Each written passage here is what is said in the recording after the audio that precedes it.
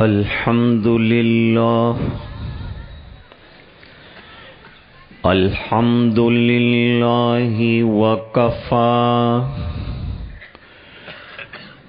وسلام على عباده الذين اصطفى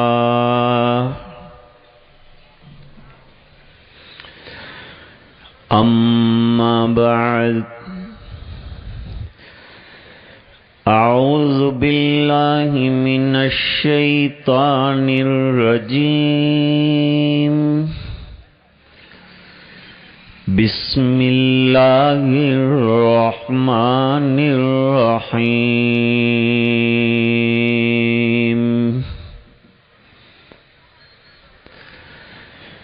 بل هو قرآن مجيد في لوح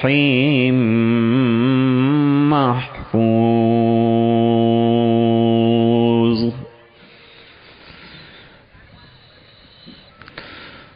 صدق الله العظيم.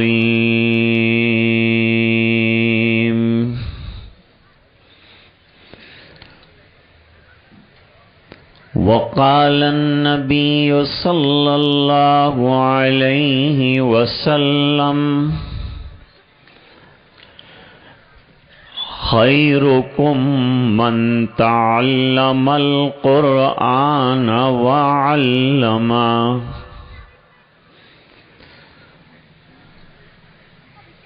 أو كما قال عليه الصلاة والتسليم. وصدق رسوله النبي الأمي الكريم.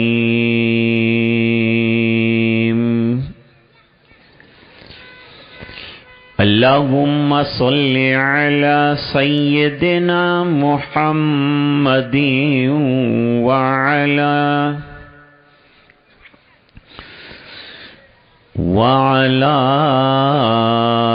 آل سيدنا محمد وبارك وسلم.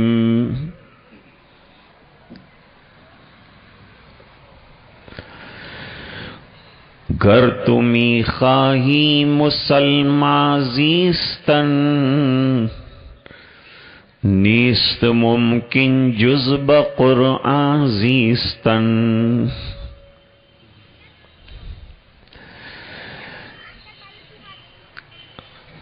عظیم المرتبت اور جلیل القدر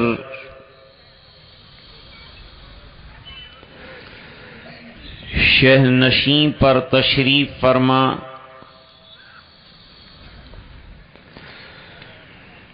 حضرات علماء کرام،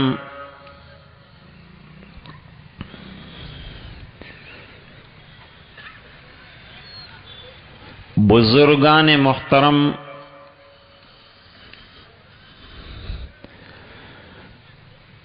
اور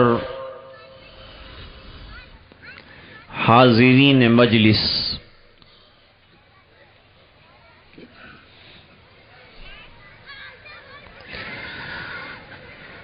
سب سے پہلے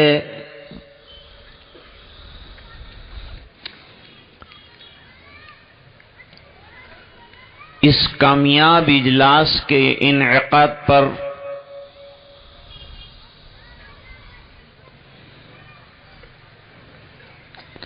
محتمیم جامعہ ھذا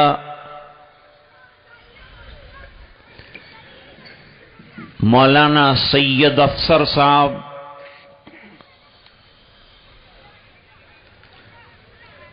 اور ان کے رفقا کو مبارکباد پیش کرتے ہیں.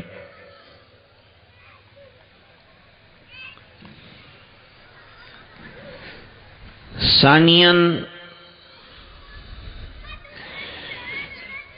آج کے اجلاس کو انتہائی طور پر کامیاب بنانے میں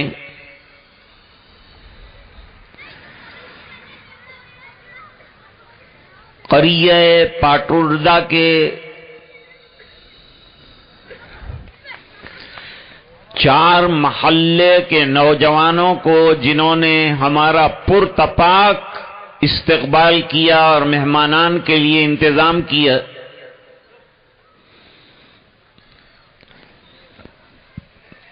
ہم ان کو مبارکباد بھی دیتے ہیں اور ان کے شکر گزار بھی ہیں۔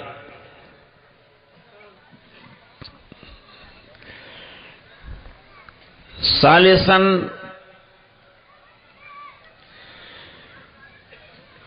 آج کے جلسے میں جن نونہالوں نے پروگرام پیش کیا،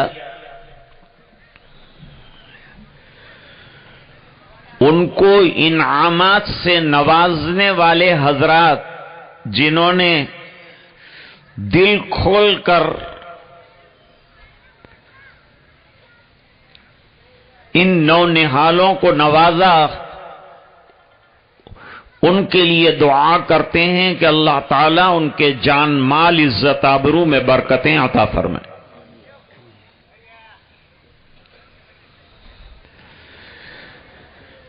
نمبر 4،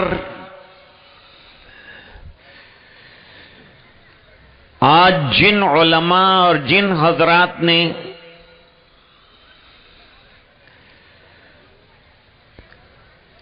مکمل قرآن کریم حفظ کرنے کی سعادت حاصل کرنے والے طلباء کو اور اساتذہ کو جو نوازا، میں ان کو بھی مبارکباد پیش کرتا ہوں۔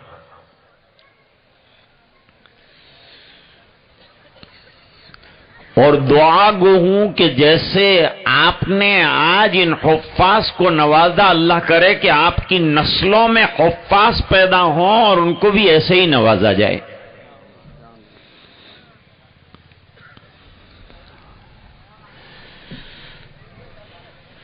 نمبر 4، آج کی اس متبرک مجلس میں جن 4 نوجوان اور نونہال طلباء عزیز نے قرآن کریم کو مکمل کرنے کی اور حفظ کرنے کی جو سعادت حاصل کی ہے، ان کے اساتذہ کو، ان کے والدین کو تہہ دل سے مبارکباد پیش کرتے ہیں۔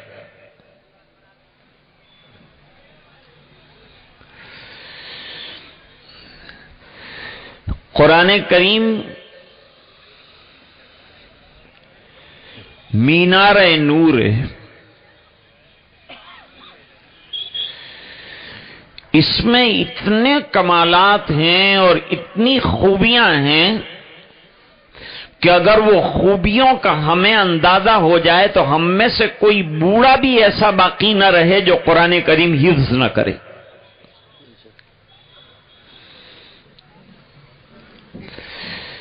سمندروں میں جب کشتیاں چلتی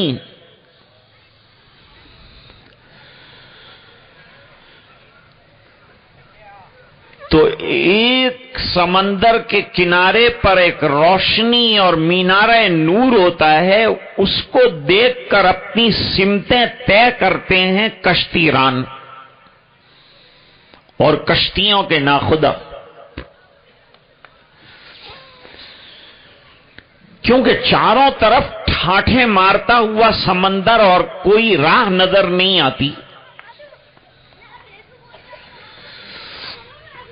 تو وہ جلتی ہوئی مینارے نور سے راہیاب ہوتے ہیں۔ اس طرح دم توڑتی ہوئی اور گمراہ انسانیت کو راہ راست اگر چاہیے تو اس کی نظر نور قرآن پر ہونی چاہیے۔ قرآن کریم کو نور کہا ہے، فرمایا قد جاءکم من اللہ نور و کتاب مبین۔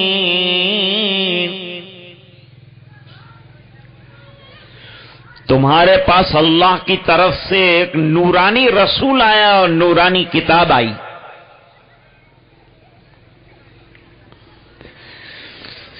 یہ دو نور کی روشنی میں اپنی منزلیں طے کرو.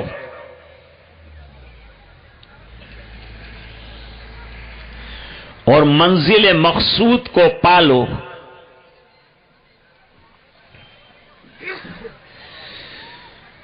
قرآن کریم دستور حیات ہے اور منشور زندگی ہے.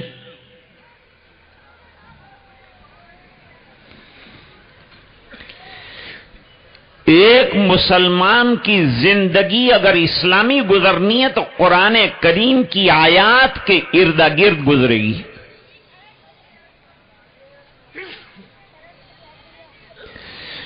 میں کہا کرتا ہوں کہ قرآن کریم اور سرکار کی ذات ایک ایسا ہیرا ہے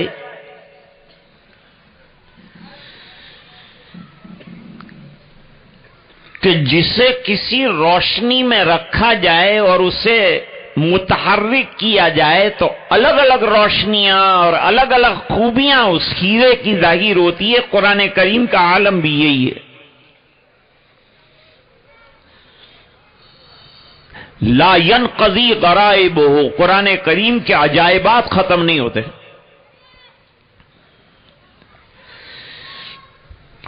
اور عجیب بات یہ ہے کہ دنیا کی کتابیں ایک دو مرتبہ پڑھنے کے بعد پڑھنے والا اکتا جاتا ہے، اور قرآن کریم ایسی کتاب ہے کہ جتنا پڑھتے جاؤ اس کے پڑھنے کا مزید شوق پیدا ہوتا ہے. رمضان المبارک میں حضرت امام بخاری رحمت اللہ علیہ روزانہ 40 پارے قرآن کریم کے پڑھتے تھے.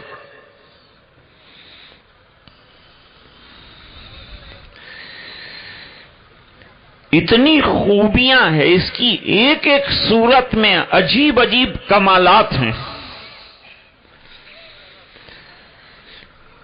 اس کا ایک ایک حرف اپنے اندر معانی کا ایک سمندر رکھتا ہے.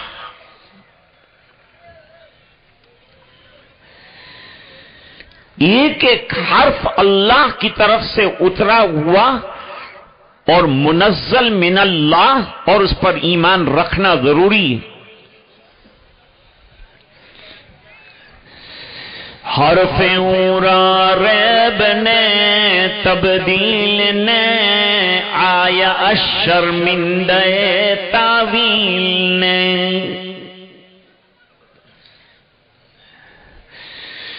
1400 سال جب ہو جاتے ہیں کسی کتاب کے ایڈیشن نہیں، وہ کتاب پوری بدل جاتی ہے، لیکن قرآن کریم ایسی کتاب ہے کہ اس کا ایک حرف بھی نہیں بدلا ہے.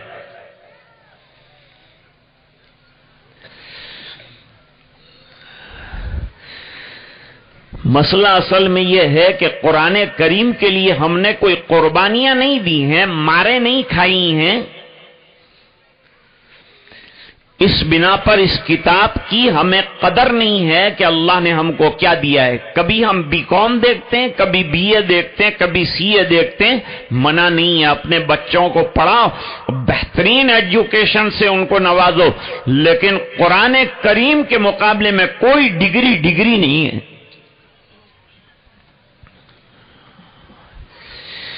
برخود نظر بکشاز تہی دامنی مرن کہ در دامنے تو ماہ تمام نگادان. فرماتے ہیں دوسرے کی گود میں ستارے چمک رہے تھے، اس کو دیکھ رہا ہے اور یہ بھول گیا کہ تیرے دامن میں چاند کا ٹکڑا رکھا ہے. تیرے پاس ایک شمش درخشاں ہے.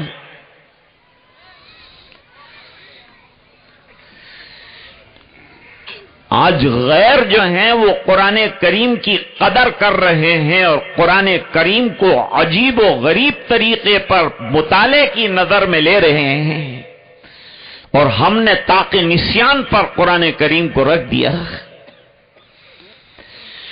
جب قرآن کریم کے مقصد کو نہیں جانتے اور قرآن کریم کی تلاوت نہیں کرتے تو قرآن کے حقوق میں ہے اس پر عمل کرنا، وہ عمل کیسے ہوگا؟ قرآن کے تقاضے ہیں، ان تقاضوں کو پورا کرنا ہے۔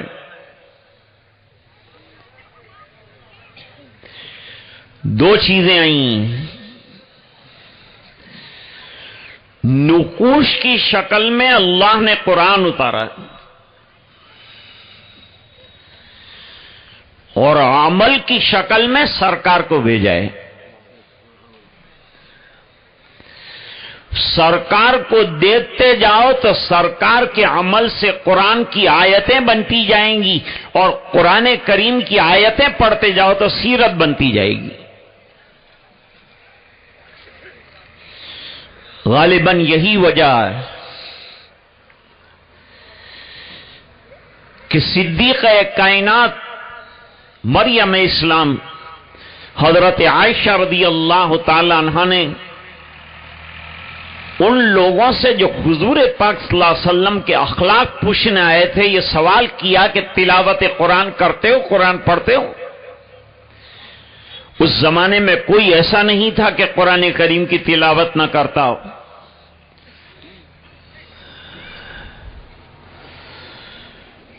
سب نے کہا کہ ہم قرآن کریم کی تلاوت کرتے ہیں، پڑھتے ہیں، اور عجیب و غریب بات یہ ہے کہ قرآن کریم کے ایک ایک حرف کے پڑھنے پر نہ سمجھنے کے باوجود اللہ تعالیٰ اجر اور بدلہ اور نیکیاں عطا فرماتے ہیں، اور ایک حرف پر 10 نیکیوں کا وعدہ فرمایا ہے۔ بلکہ میں تو ایک بات اور بھی کہتا ہوں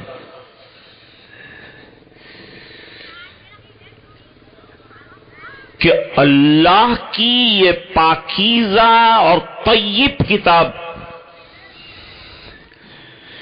اتنی عالی شان ہے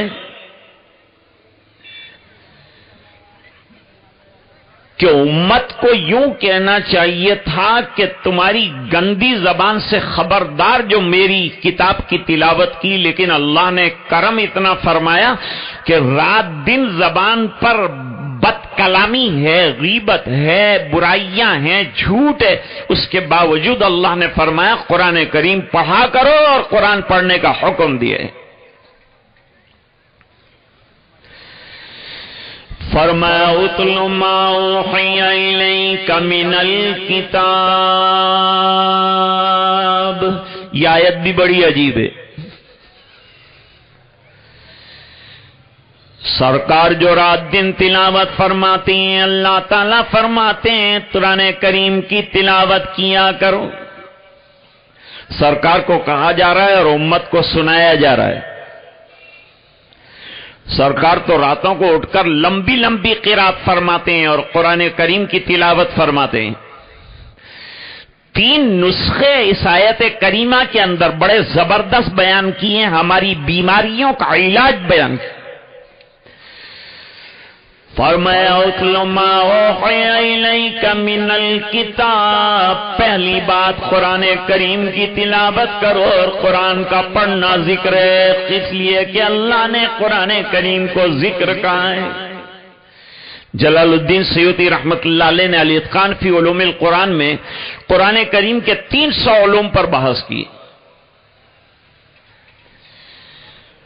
اور قرآن کریم کے 60 سے زیادہ نام ذکر کیے، لیکن راجح 4 نام جو ہیں علوم القرآن کے اندر بیان فرمائے ہیں، ان میں سے قرآن کریم کا ایک نام ہے ذکر۔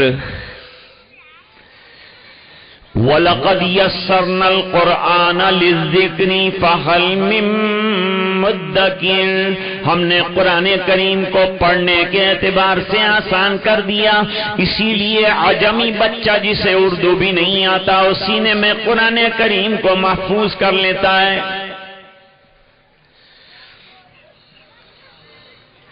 ہم لوگ قرآن کریم کی حص کی قدر نہیں کر رہے ہیں۔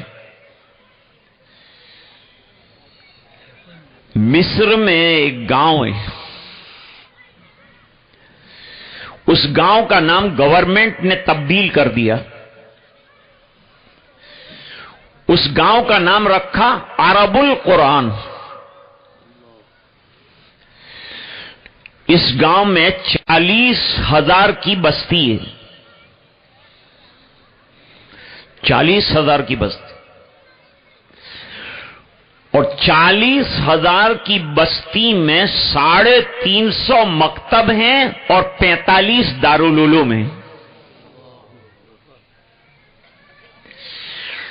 اور 40,000 کی بستی میں نہ کوئی عورت غیر حافظ ہے نہ کوئی بچہ غیر حافظ، یہاں تک کہ مجنون اور دیوانہ بھی جو ہے وہ بھی قرآن کریم کا حافظ ہے۔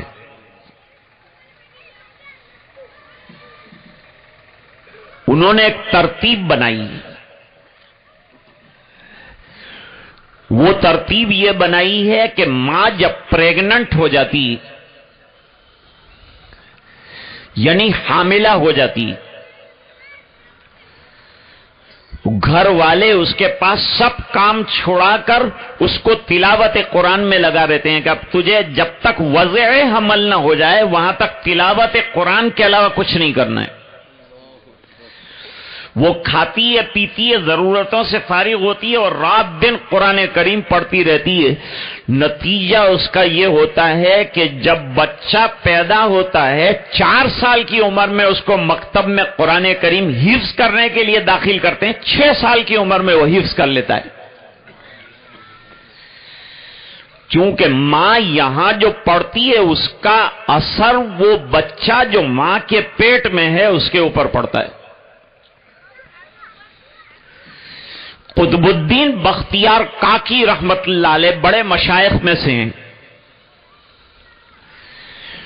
ان کے واقعات میں لکھا ہے کہ بچپن میں جب ان کو قرآن کریم پڑھنے کے لیے پہلے مشائخ کے یہاں بچے کو سب سے پہلے قرآن کریم پڑھایا جاتا تھا، قرآن کریم پڑھانے کے لیے خواجہ حمید الدین ناگوری رحمت اللہ علیہ کے یہاں پیش کیا گیا تو خواجہ صاحب نے فرمایا پڑھو بسم اللہ الرحمن الرحیم، تو بچے نے مچل کے کہا کہ 20 پارے تو ماں کے پیٹ سے یاد کر کے آیا ہوں، 21ویں پارے سے شروع کرائیے۔ حضرت مولانا محمد زکریا صاحب مہاجر مدنی قدس سرہ العزیز نے اپنے والد مولانا محمد یحییٰ صاحب کاندھلوی رحمت اللہ علیہ کے حالات میں لکھا ہے کہ مولانا محمد یحییٰ صاحب رحمت اللہ علیہ کو جب دودھ چھوڑایا گیا تو ان کو قرآن کریم کے 6 رکوع یاد تھے۔ کینیڈا میں تھا میں، 10 سال کا بچہ قرآن کریم اور بخاری شریف کا حافظ دیکھا میں نے۔ جب اس کو دستار باندھی گئی اور جب اس کو جو ہے انعامات سے نوازا گیا تو عرب والے اشعش کرتے تھے اور کہتے تھے این العرب این العرب، عرب کہاں ہیں؟ یہ اجمی بچے نے قرآن کریم یاد کر لیا، وہ عرب کہاں ہیں جن کو قرآن کریم ملا تھا اور یاد کرنا چاہیے تھا؟ تو قرآن بہت بڑی نعمت ہے۔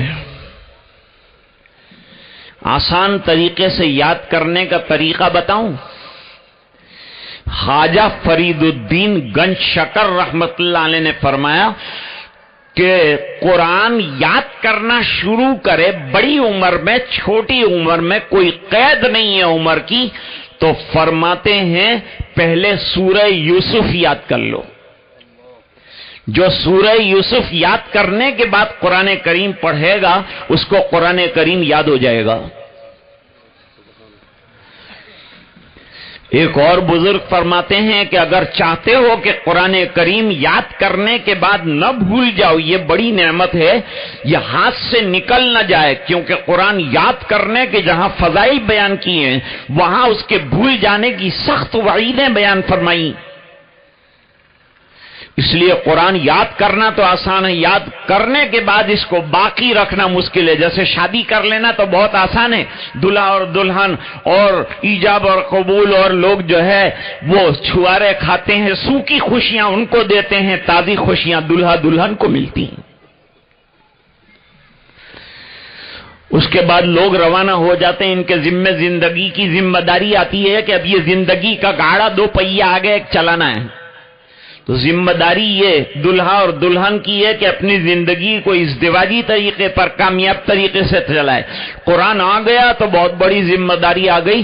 اس کو باقی رکھنے کے لیے اب قرآن کریم کا روزانہ دور کرنا چاہیے اور کم سے کم روزانہ 5 پاروں کی تلاوت کرنی چاہیے.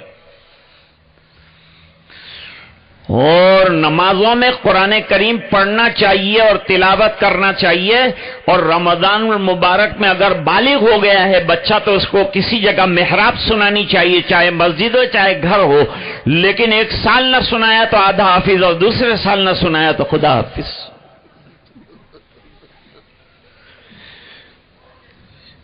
اس لیے حضور پاک صلی اللہ علیہ وسلم نے فرمایا تعاہد القرآن، قرآن کریم حاصل ہو گیا تو مضبوطی کے ساتھ تھام کر رکھو. آج کل لوگ اعتراض کرتے ہیں کہ اتنے حافظوں کو کیا کریں گے. میں نے کہا آج کل نرسوں سے زیادہ ڈاکٹر ہو گئے، کیا کرتے ہیں ہم لوگ؟ کہتے ہیں اتنے مدرسوں کو کیا کرو گے؟ روزانہ دواخانہ، ایک ڈاکٹر ہاؤس ہے، یہاں دماغ کا ڈاکٹر، وہاں آنکھ کا ڈاکٹر، وہاں کان کا ڈاکٹر، وہاں دماغ کا ڈاکٹر، وہاں جیب کا ڈاکٹر، سب ڈاکٹر جمع ہو گئے لیکن کوئی کسی پر اعتراض نہیں کرتا. تو پھر مدرسوں پر کیوں اعتراض کرتے ہیں؟ یاد رکھو جس زمانے میں جس چیز کی جتنی ضرورت ہے اللہ پیدا فرماتے ہیں. آدم علیہ السلام کو جتنی ہوا اور روزی کی ضرورت تھی اللہ دیتے تھے. پھر اولاد پیدا ہوتی گئی، روزی بڑھتی گئی، رزق کا سلسلہ بڑھتا گیا، ہوا کا سلسلہ، پانی کا سلسلہ بڑھتا گیا. آج دنیا میں قرآن کے جلانے والے قرآن کو مٹانے کی کوشش کر رہے ہیں. اس زمانے میں مدرسوں کا بہت بڑا کردار ہے کہ وہ بچوں کو حافظ بنا کر قرآن کریم کو سینوں میں محفوظ کر دیں. پھر دنیا کے کاغذوں سے کتاب، اگر قرآن کو جلا بھی دیا جائے تو کوئی فرق نہیں پڑتا. This is the positive way to secure the Quran what Allah subhanahu wa ta'ala has granted us. اتنی بہترین کتاب اللہ تعالیٰ نے عطا فرمائی. تو عرض کر رہا تھا کہ عظیم کتاب ہے اور اس کی ایک ایک سورت کے فضائل اللہ اکبر. ایک ہے سورہ یاسین، ایک ہے آیت الکرسی، سورہ بقرہ کی اسٹار آیت اور دی گریٹسٹ آیت اینڈ دی ورس، وہ آیت الکرسی ہے. ایک جگہ اب تو چلی گئی، نام لینے میں کوئی حرج نہیں، بے نظیر بھٹو سے کہا کہ آپ جب دیکھو تو کرسی پر براجمان ہو جاتی ہے، کوئی وظیفہ پڑھتی ہے کیا؟ تو کہا آیت الکرسی پڑھتی ہوں. تو کرسی مل جاتی. تو پوچھا گیا کہ آیت الکرسی کیسے پڑھتے ہیں؟ تو جواب دیا یا کرسی یا کرسی. تو مجھے اللہ کرسی دے دیتا ہے. تو آیت الکرسی کے بڑے فضائل اور مناقب بیان فرمائے گئے ہیں. اس طرح سورہ یاسین شریف کی فضیلت میں آئے گی جس نے ایک مرتبہ یاسین شریف کو پڑھ لیا اس کو 10 قرآن کریم پڑھنے کا ثواب اللہ دیتے. حدیث شریف میں فرمایا کہ قریب المرگ جو ہو نا،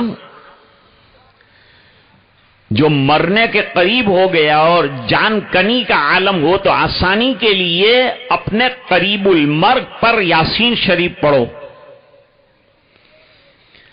میں 2 واقعات اس کے سلسلے میں آپ کی خدمت میں پیش کر کے بات ختم کر دوں گا. حضرت مفتی محمود الحسن صاحب گنگوہی رحمت اللہ علیہ بڑے مشائخ میں سے ہیں، بڑے بزرگوں میں سے ہیں. انہوں نے ایک مرتبہ عجیب واقعہ سنایا مجلس میں. فرمایا کہ دریائے جمنا کے کنارے پر جو روڈ جا رہا تھا اس کے اوپر ٹریفک جام تھا. اب انڈیا میں ٹریفک جام آپ کو سمجھانے کی ضرورت نہیں، اس سے ہم روزانہ دو چار ہوتے ہیں. یہ انڈیا کی خصوصیات میں سے ٹریفک کا جام ہونا. تو ایک حافظ صاحب بھی اپنی گاڑی لے کر وہ ٹریفک کے اندر کھڑے تھے. بھئی ٹریفک جام کیوں ہے؟ کیا ہوا ہے؟ کوئی حادثہ، کوئی واقعہ کیا پیش آیا؟ وہ اتر کر گئے تو دیکھا کہ جمنا میں سیلاب آیا تھا اور پانی قبرستان کے اندر بھی آ گیا تھا. سیلاب تو ختم ہو گیا لیکن کچھ قبریں کھل گئی تھی. ان میں سے ایک قبر کے اندر جو ہے ایک مردے کا کفن کھل گیا تھا اور اس کے اوپر ایک مکھی بیٹھتی تھی اور وہ مکھی جو ہے ڈنک لگاتی تھی وہ مرنار کو اور لاش کو، اور اس کی وجہ سے اس کی رنگت مرنے والے کی لاش کی بدل جاتی تھی. ایک دھوبی کا لڑکا وہاں سے کپڑے جمنا میں سے دھو کر آ رہا تھا. اس نے دیکھا کہ مردے کو بڑی تکلیف ہو رہی ہے تو اس نے ایک پتھر اٹھایا اور پتھر اٹھا کر وہ جو مردے کے اوپر وہ مکھی بیٹھی ہوئی تھی وہ مکھی کے اوپر مارا. مکھی جو ہے اڑی اور اس کی پیشانی پر آ کر جو ڈنک لگایا تو چیخیں نکل گئی اس کی. وہ چیختا تھا، چیختے چیختے اس کا حال برا ہو چکا تھا. لوگ پانی دیتے تھے، ٹھنڈا برف لگاتے تھے، لیکن اس کو کسی طرح سے اطمینان نہیں ہوتا. حافظ صاحب نے چند منٹوں تک کھڑے رہ کر یہ ماجرا دیکھا. مرنار مسلمان تھا. دل ہی دل کے اندر حضرت نے ارادہ کیا کہ مجھے قرآن شریف یاد ہے، یہ مرنے والے کی آسانی کے لیے اور عذاب کی تخفیف کے لیے کچھ پڑھوں. چنانچہ انہوں نے آہستہ آہستہ قبر کے کنارے پر کھڑے ہو کر یاسین شریف پڑھنا شروع کیا. جیسے جیسے یاسین آگے بڑھتی گئی وہ مکھی جو ہے اس کے ڈنک کم ہوتے گئے، یہاں تک کہ جب یاسین شریف ختم ہو گئی تو وہ مکھی پانی کا ریلا بن کر نکل گئی اور وہ ختم ہو گئی، اور جو عذاب ہو رہا تھا مکھی کی شکل میں مردے کو وہ ختم ہو گیا. اس سے پتا چلا کہ عذاب کے ختم ہونے میں یاسین شریف کے پڑھنے کو بڑا دخل ہے.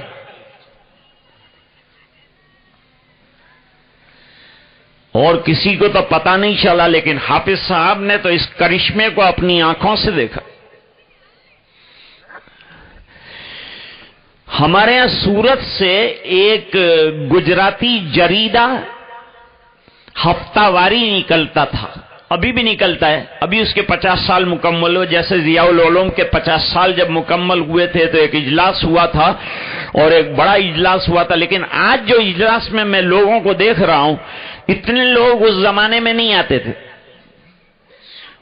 وہ جو ہے ڈائمنڈ جوبلی کے اندر بھی اتنے لوگ نہیں آئے تھے. اور اس سے پہلے کی حالت میں بیان کروں، آج الحمدللہ امت میں بیداری آئی، قرآن کی نسبتیں اور مدرسوں سے محبت آئی ہے. اور خدا کی قسم آپ کو مدرسوں سے محبت رکھنی پڑے گی تو اس ملک میں ہماری بقا ہوگی. مدرسوں کو طاقت دینی پڑے گی، تقویت دینی پڑے گی، جیسے اسکولوں کو دی جاتی ہے. اچھا رپورٹ پیش کیا مولانا افسر صاحب نے کہ قرضہ نہیں بتایا، ورنہ اکثر مدارس جو ہیں مقروض ہیں.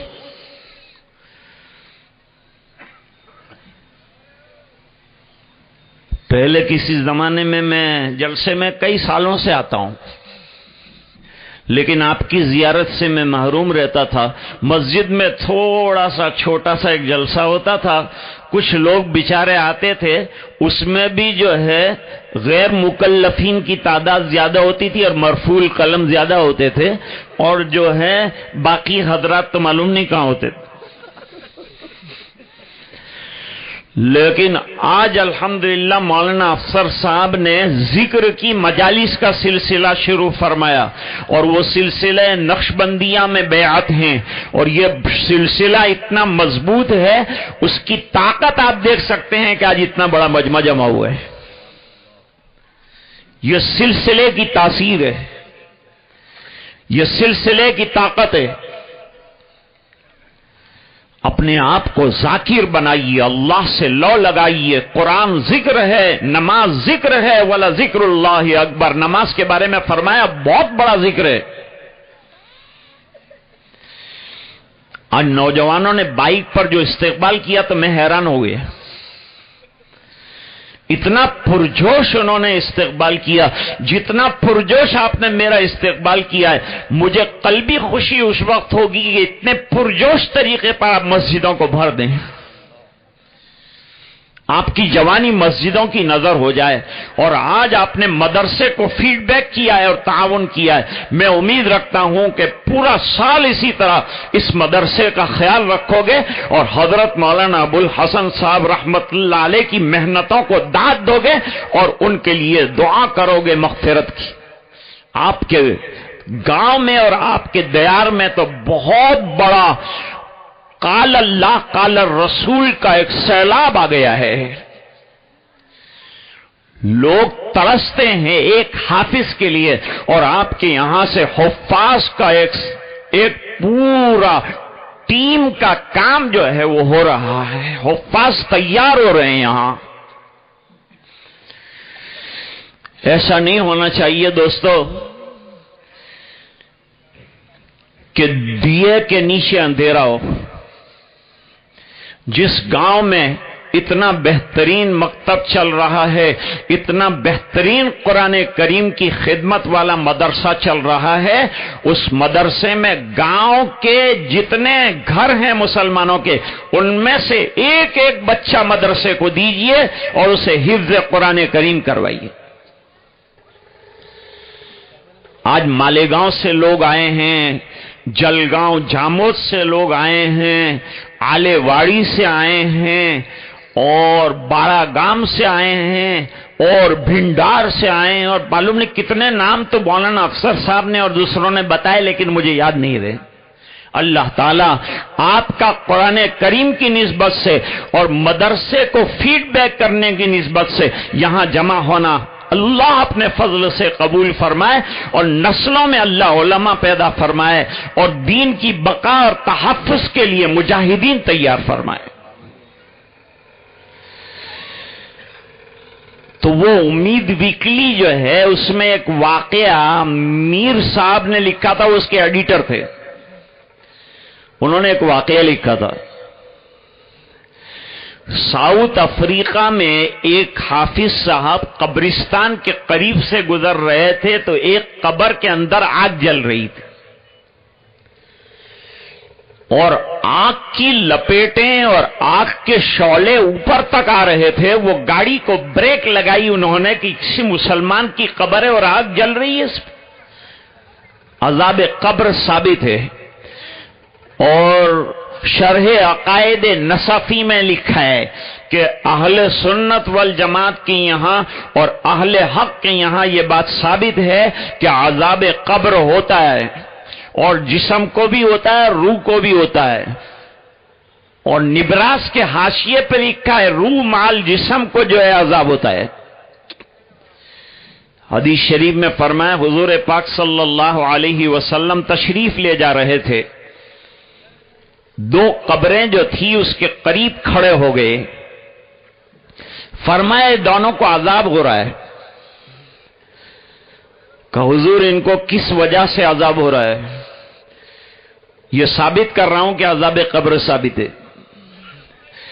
حضور نے فرمایا ایک ان میں سے پیشاب کے چھینٹوں سے نہیں بچتا تھا، اور دوسرا شخص جو ہے غیبت اور نمیمہ میں مبتلا تھا اور اس کو ہلکا سمجھتے تھے، اور اس کی وجہ سے ان کو عذاب قبر ہو رہا ہے۔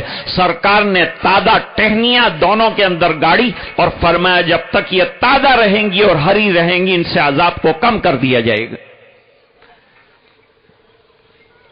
عذاب قبر کی بہت سی وجوہات ہیں، ان میں سے یہ 2 وجہ تو ہمارے سامنے آئی.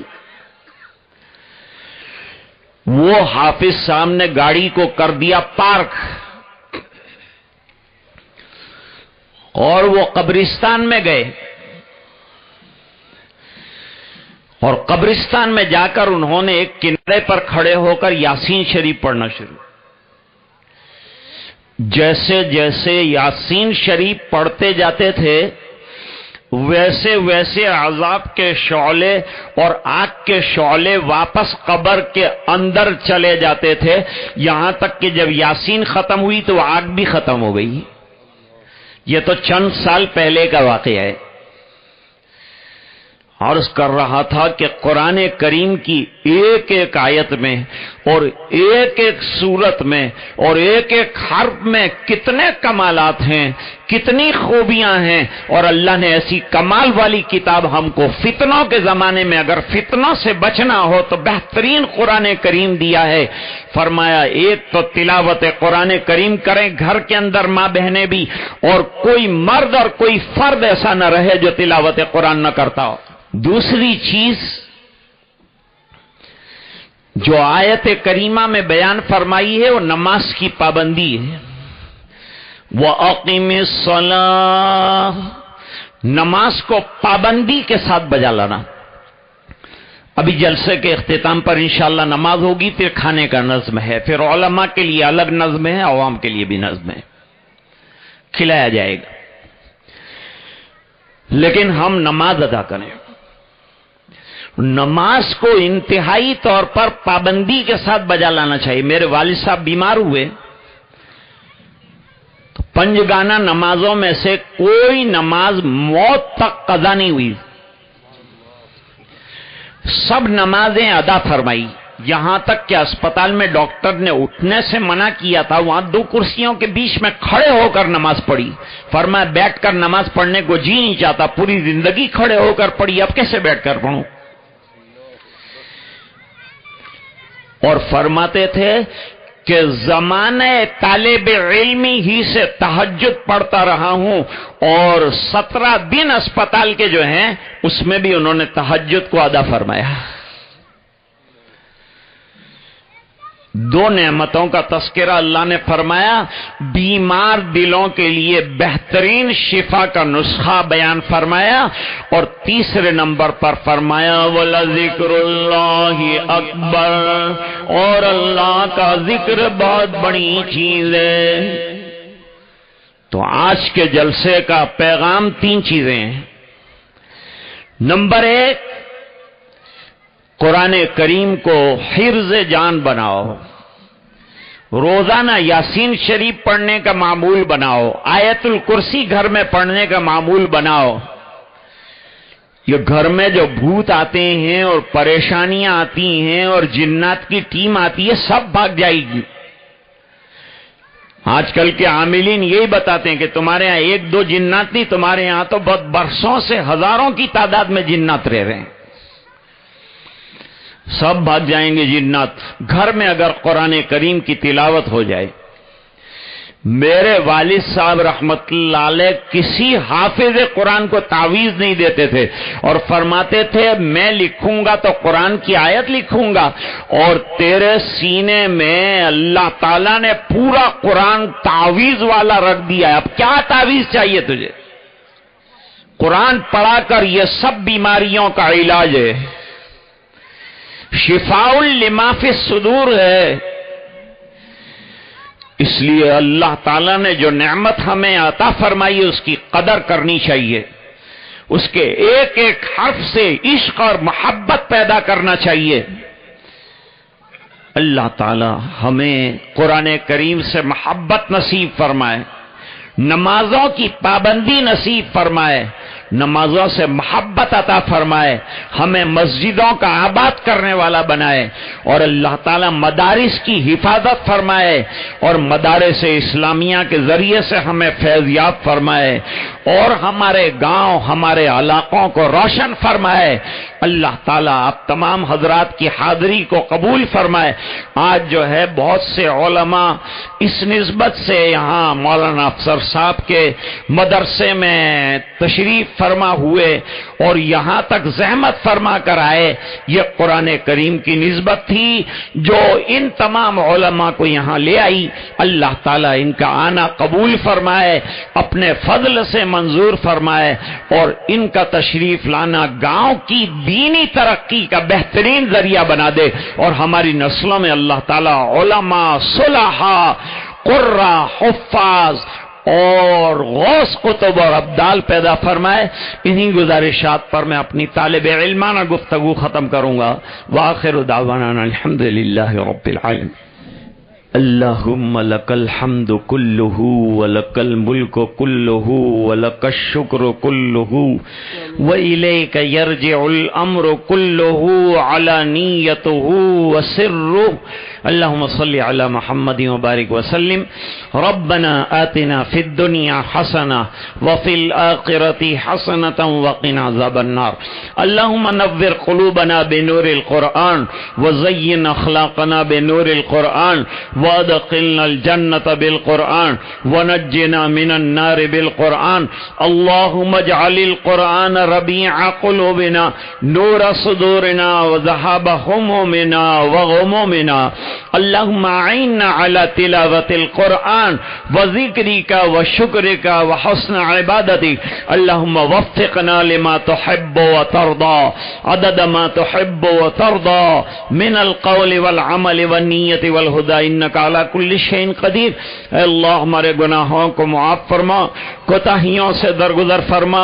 اے اللہ ہمارے جمع ہونے کو قبول فرما۔ اے اللہ ہمارے اولاد میں، نسلوں میں علماء پیدا فرما۔ اے اللہ دنیا کی ترقیات سے بھی ہمیں آراستہ فرما، دنیا کے ایجوکیشن میں بھی ہمیں آگے بڑھا، اور اے اللہ دین کی خدمت کرنے کی ہمیں توفیق عطا فرما، دین کی خدمت کے لیے ہمیں منظور فرما۔ اے اللہ ہم میں علماء، صلحاء، دیندار، صالحین پیدا فرما۔ اے الہ العالمین مدارس کی حفاظت فرما، مراکز دینیہ کی حفاظت فرما، خانقاہوں کی حفاظت فرما، مساجد کی حفاظت فرما، علماء کی حفاظت فرما، طلباء کی حفاظت فرما، جملہ مسلمانان عالم کی حفاظت فرما۔ اے اللہ ہمارے دیش کی حفاظت فرما، یہاں رہنے بسنے والوں کی حفاظت فرما، یہاں رہنے والے مسلمانوں کی اسلامی حیثیتوں کو برقرار فرما، اور ان کو اپنے تشخص کے ساتھ رہنے کی سعادت عطا فرما۔ اے اللہ باطل کو ختم فرما اور حق کا احقاق فرما، اور اے اللہ قرآن کریم کی خدمت کے لیے ہمیں قبول فرما۔ آج کے اجلاس میں جن بچوں نے قرآن کریم حفظ کیا، اور اے اللہ امت کی خدمت میں مدرسے نے یہ 4 حفاظ پیش کیے، اے اللہ ان کی خدمات کو قبول فرما، تادم حیات ان کو قرآن کریم کی تلاوت سے آراستہ فرما۔ اے اللہ دین کی خدمت کے لیے ہم سب کو منظور فرما، ہماری نسلوں میں اللہ دیندار لوگ پیدا فرما۔ اے اللہ ہمیں با اخلاق بنا، با حیا بنا، اے اللہ پکا اور سچا 100% مسلمان بنا۔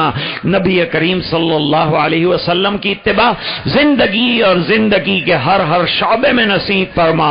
اے اللہ جس طرح سے نوجوانوں نے آج اپنا جذبہ دکھلایا، اے اللہ ان کو دینی جذبوں سے سرشار فرما دے، اور ان کی جوانی کو دین کے لیے قبول فرما لے۔ اور اے الہ العالمین آج کے اجلاس میں ہاتھ اٹھا کر جو دعا کی، اے اللہ ان تمام دعاؤں کو قبول فرما، جو مانگنے سے رہ گیا عطا فرما۔ اے اللہ یہ دعائیں اپنے فضل و کرم حبیب پاک صلی اللہ علیہ وسلم کی برکت سے منظور فرما۔